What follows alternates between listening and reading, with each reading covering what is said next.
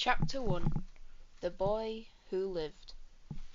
Mr. and Mrs. Dursley of number 4 Privet Drive were proud to say that they were perfectly normal, thank you very much. They were the last people you'd expect to be involved in anything strange or mysterious, because they just didn't hold with such nonsense. Mr. Dursley was a director of a firm called Grunnings, which made drills. He was a big, beefy man with hardly any neck, although he did have a very large moustache. Mrs. Dursley was thin and blonde, and had nearly twice the usual amount of neck, which came in very useful as she spent so much time spying over the garden fence at the neighbours. The Dursleys had a small son called Dudley, and in their opinion there was no finer boy anywhere. The Dursleys had everything they wanted, but they also had a secret, and their greatest fear was that somebody would discover it. They didn't think they could bear it if somebody found out about the Potters. Mrs. Potter was the Mrs. Dursley's sister, but they hadn't met for several years. In fact, Mrs. Dursley pretended she didn't have a sister, because her sister was and her good-for-nothing husband were as un-Dursleyish as it was possible to be. The Dursleys shuddered to think what the neighbours would say if the Potters arrived in the street. The Dursleys knew that the Potters had a small son too, but they'd never even seen him. This boy was another good reason for keeping the Potters away. They didn't want Dudley mixing with a child like that. When Mr. and Mrs. Dursley woke up on a dull grey Tuesday, our story starts. There was nothing about the cloudy sky outside to suggest that anything strange or mysterious would soon be happening all over the country. Mr. Dursley hummed as he picked out his most boring tie for work, and as Mrs. Dursley gossiped away happily as she wrestled a screaming Dudley into his high chair. None of them noticed a large tawny owl flutter past the window. At 8:30, Mr. Dursley picked up his briefcase, pecked Mrs. Dursley on the cheek, and tried to kiss Dudley goodbye, but missed because Dudley was now throwing a tantrum and throwing his cereal at the walls. "A little tyke," chortled Mr. Dursley as he left the house. He got into his car and backed out of number 4's drive. It was on the corner of the street that he noticed the first sign of something peculiar. A cat reading a map. For a second, Mr. Dursley didn't realize what he'd seen. Then he jerked his head around to look again. There was a tabby cat standing on the corner of Privet Drive, but there wasn't a map in sight. What could he have been thinking of? Could it have been a trick of the light? Mr. Dursley blinked and stared at the cat. It stared back. As Mr. Dursley drove around the corner and up the road, he watched the cat in its mirror. It was now reading the sign that said Privet Drive. No, looking at the sign. Cats couldn't read maps or signs. Mr. Dursley gave himself a little shake and put the cat out of his mind. As he drove towards town, he thought of nothing except the large order of drills he was hoping to get that day. But on the edge of town, drills were driven out of his mind by something else. As he sat in the usual morning traffic jam, he couldn't help noticing that there seemed to be a lot of strangely dressed people outside. People in cloaks. Mr. Dursley couldn't bear people who dressed in funny clothes. The get-ups you saw young people. He supposed this was some stupid new fashion. He drummed his fingers on the steering wheel, and his eyes fell on a huddle of these weirdos standing quite close by. They were whispering excitedly together. Mr. Dursley was enraged to see that a couple of them weren't young at all. Why, that man had to be older than he was, and wearing an emerald green cloak. The nerve of him! But then it struck Mr. Dursley that this was probably some silly stunt. These people were obviously collecting for something. Yes, that would be it. The traffic moved on, and a few minutes later Mr. Dursley arrived in the Grunnings car park, his mind back on drills. Mr. Dursley always sat with his back to his window in his office on the 9th floor.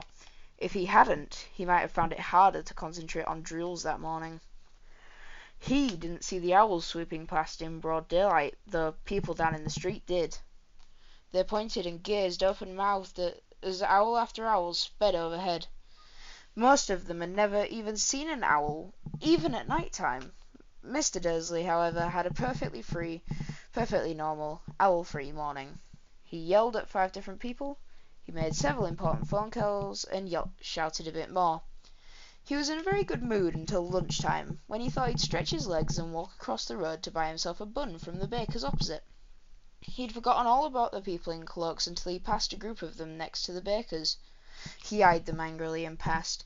He didn't know why, but they made him uneasy. This lot were whispering excitedly too, and he couldn't see a single collecting tin.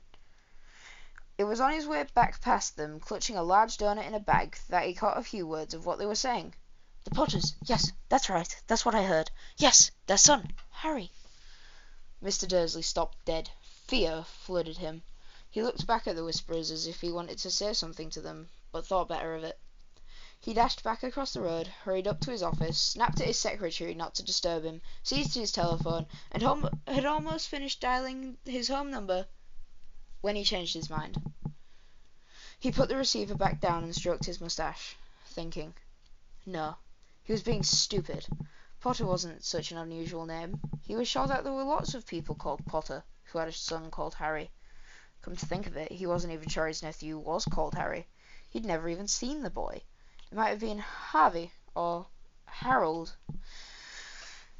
There was no point in worrying Mrs. Dursley. She always got so upset at any mention of her sister. He didn't blame her, if he'd had a sister like that. But all the same, those people in cloaks. He'd found it harder to concentrate on drills that afternoon, and when he left the building at 5 o'clock, he was still so worried that he walked straight into somebody just outside the door. "Sorry," he grunted, as a tiny old man stumbled and almost fell. It was a few seconds before Mr. Dursley realized that the man was wearing a violet cloak. He didn't seem upset about almost being knocked to the ground. On the contrary, his face split into a wide smile, and he said in a squeaky voice that made passers-by stare, "Don't be sorry, my dear sir, for nothing could upset me today. Rejoice, for you know who has gone at last. Even muggles like yourself shall be celebrating this happy, happy day." And the old man hugged Mr. Dursley around the middle and walked off.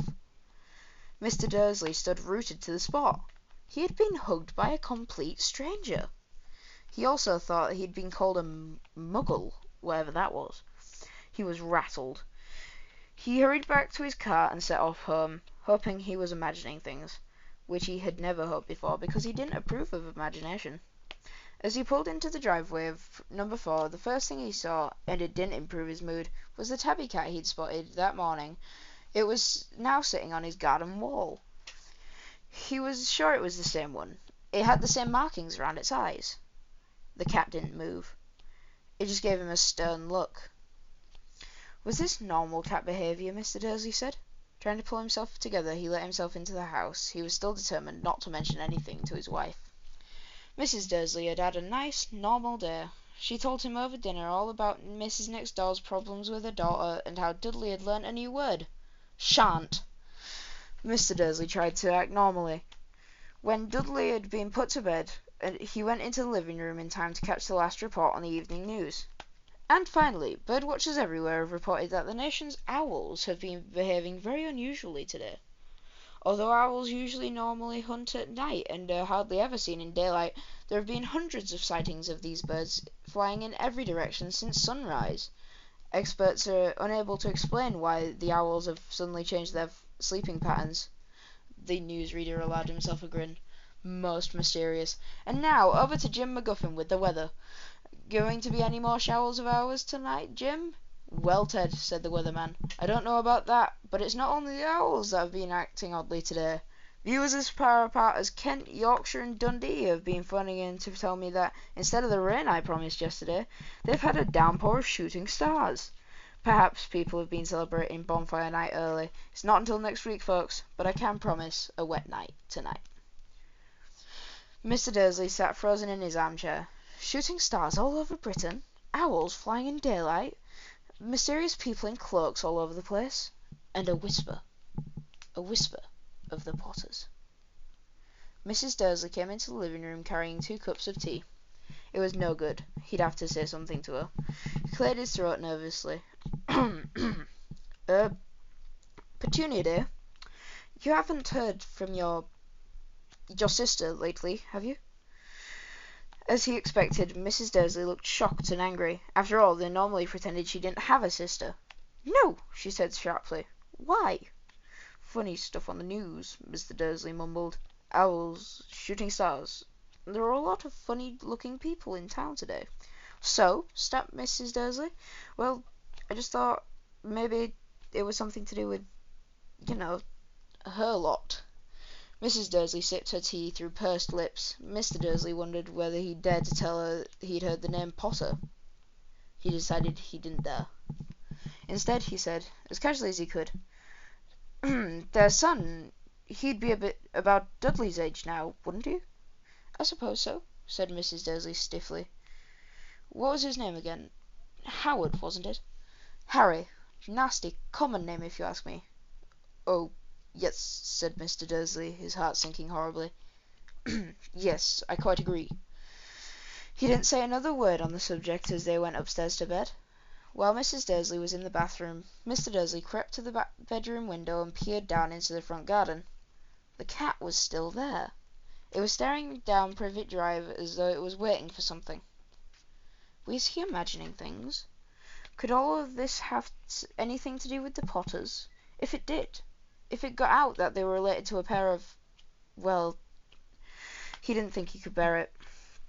The Dursleys got into bed. Mrs. Dursley fell asleep quickly, but Mr. Dursley lay awake, turning it all over in his mind. His last comforting thought, before he fell asleep, was that even if the Potters were involved, there was no reason for them to come near him and Mrs. Dursley. The Potters knew very well what he and Petunia thought of them and their kind. He couldn't see how he and Petunia could get mixed up in anything that might be going on. He yawned and turned over. It couldn't affect them. How very wrong he was. Mr. Dursley might have been drifting into an uneasy sleep, but the cat on the wall outside was showing no sign of sleepiness. It was sitting as still as a statue, its eyes fixed unblinkingly on the far corner of Privet Drive. It didn't so much as quiver when a car door slammed in the next street, nor when two owls swooped overhead. In fact, it was nearly midnight before the cat moved at all. A man appeared on the corner that the cat had been watching. Appeared so suddenly and silently you'd have thought he'd just popped out of the ground. The cat's tail twitched and its eyes narrowed. Nothing like this man had ever been seen in Privet Drive. He was tall, thin, and very old, judging by the silver in his hair and beard, which were both long enough to tuck into his belt. He was wearing long robes, a purple cloak which swept to the ground, and high-heeled, buckled boots. His blue eyes were light, bright, and sparkling behind half-moon spectacles, and his nose was very long and crooked, as though it had been broken at least twice. This man's name was Albus Dumbledore. Albus Dumbledore didn't seem to realize that he'd just arrived in a street where everything from his name to his boots was unwelcome. He was busy rummaging in his cloak, looking for something. But he did seem to realize that he was being watched, as he looked up suddenly at the cat, which was still staring at him from the other end of the street. For some reason, the sight of the cat seemed to amuse him. He chuckled and muttered, "I should have known." He had found what he was looking for in his inside pocket. It seemed to be a silver cigarette lighter. He flicked it open, held it up in the air, and clicked it. The nearest street lamp went out with a little pop. He clicked it again. The next lamp flickered into darkness. 12 more times he clicked the put-outer, until the only lights left in the whole street were two tiny pinpricks in the distance, which were the eyes of the cat, watching him. If anybody looked out the window now, even beady-eyed Mrs. Dursley, they wouldn't be able to see anything that was happening down on the pavement. Dumbledore slipped the put-outer inside of his cloak and set off down the street towards number 4, where he sat down on the wall next to the cat. But he didn't look at it. But after a moment, he spoke to it. "Fancy seeing you here, Professor McGonagall?" He turned to smile at the tabby, but it had gone. Instead, he was smiling at a rather severe-looking woman who was wearing square glasses exactly the shape of the markings that the cat had had around its eyes. She, too, was wearing a cloak, an emerald one. Her black hair was drawn into a tight bun, and she looked distinctly ruffled.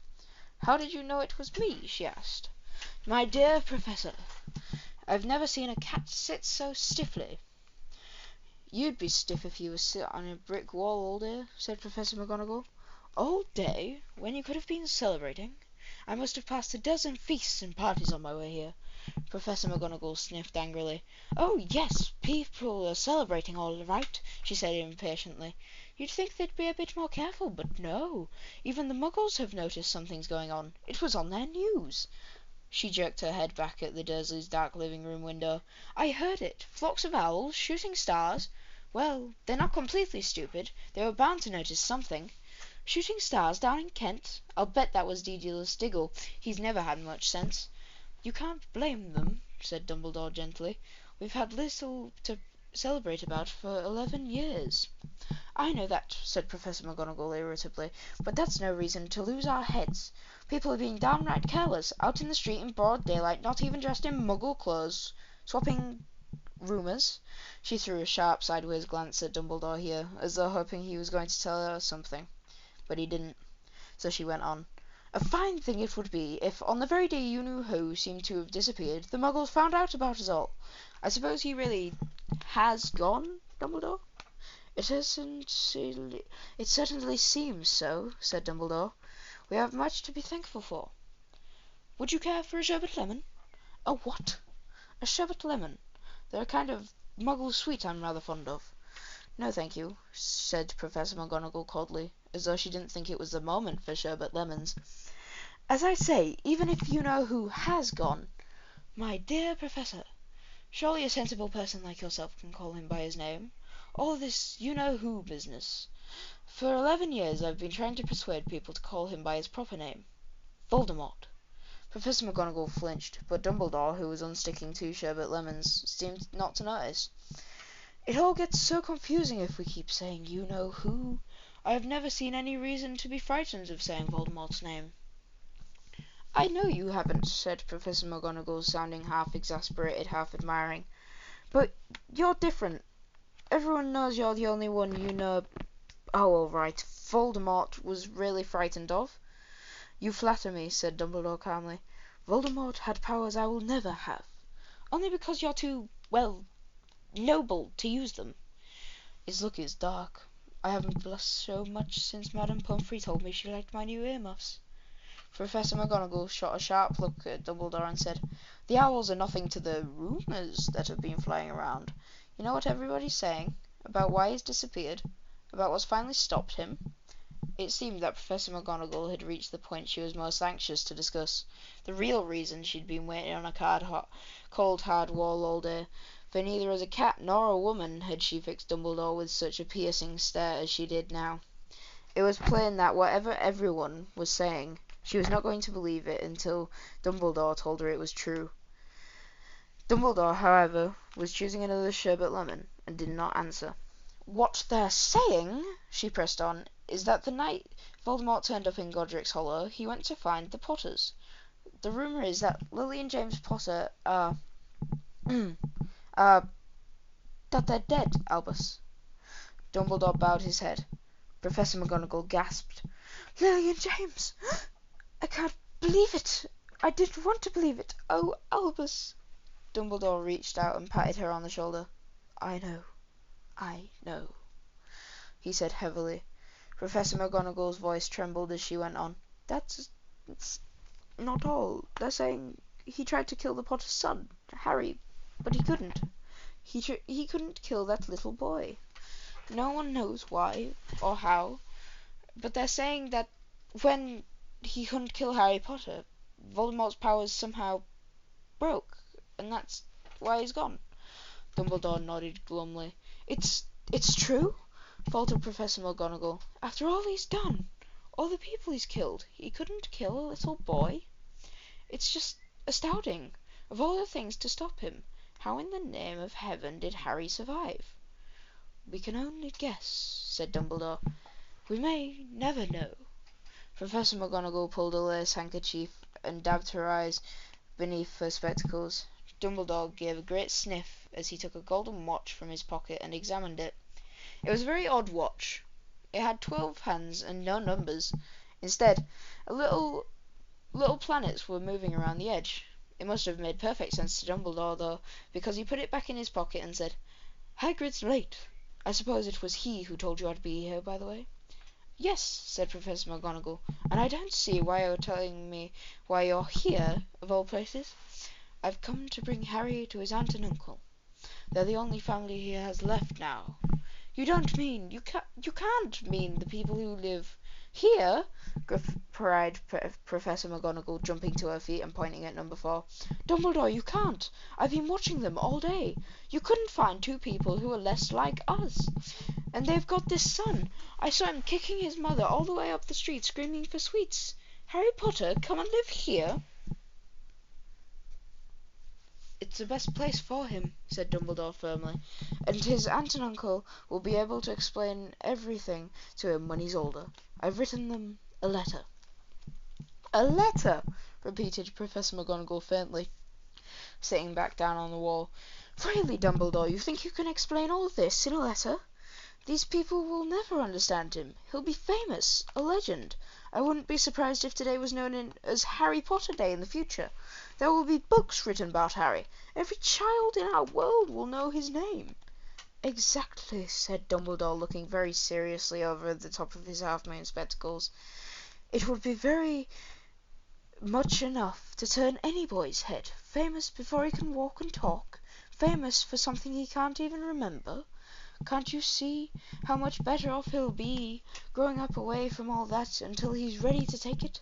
Professor McGonagall opened her mouth, changed her mind, swallowed, and then said, Yes, you're right, of course. But how is the boy getting here, Dumbledore?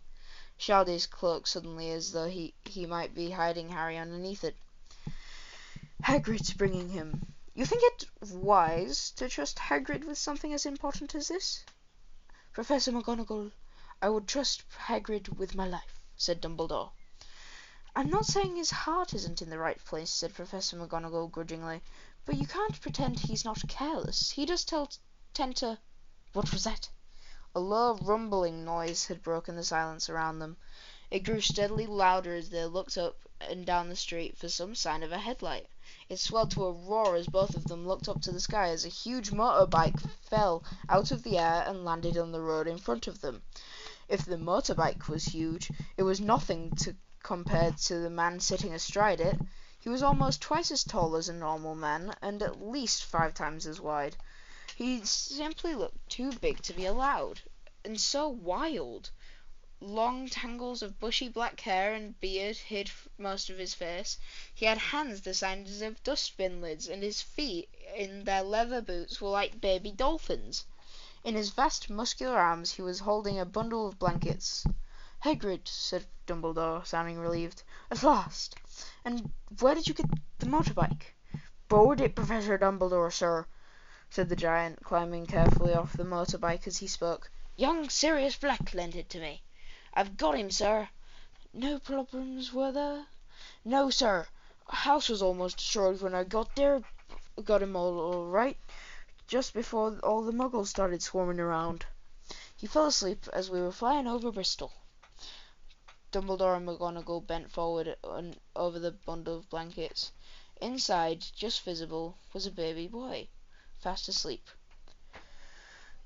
Under a tuft of jet-black hair over his forehead they could see a curiously shaped cut, like a bolt of lightning.